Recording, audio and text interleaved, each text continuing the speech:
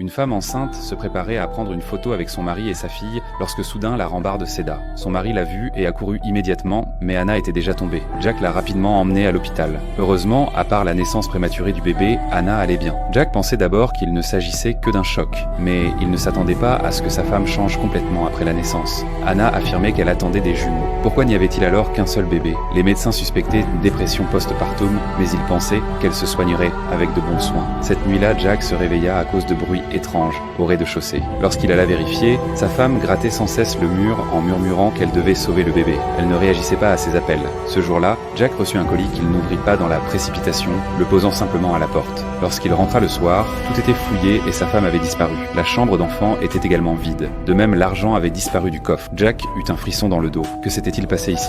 Soudain, il entendit un bruit venant de l'extérieur. Bouteilleuse en main, il s'approcha de la porte pour découvrir que le voisin était en train d'entrer. Jack lui demanda comment il avait eu une clé. Le voisin répondit simplement que la porte était ouverte et s'en alla. Déconcerté, Jack ouvrit le colis du matin. À l'intérieur se trouvait une photo de sa femme avec le voisin et un inconnu. À ce moment-là, le téléphone sonna, c'était sa fille. Jack lui demanda où elle était. La petite fille ne put que décrire des bruits de mouettes en arrière-plan. Jack soupçonna la cabane sur la plage et se précipita immédiatement. En effet, il y trouva ses filles. Il se précipita vers elles et demanda ce qui s'était passé, où étaient leur mère et leur frère. Les filles pointèrent vers la poussette remplie de bois, de pierres et de débris. En dessous se trouvait son fils, mort et froid. Incroyable ce que sa femme avait fait. À l'étage, il trouva sa femme, confuse, dans un coin. Elle ne le reconnaissait même pas. Lorsqu'il essaya de l'emmener se faire soigner, elle le poussa dans les escaliers. Ce n'est que son cochon qui la fit venir vers lui. Après avoir pris soin de sa femme, il rendit visite à sa belle-mère. Face aux événements récents, elle était enfin prête à lui confier le secret de sa femme.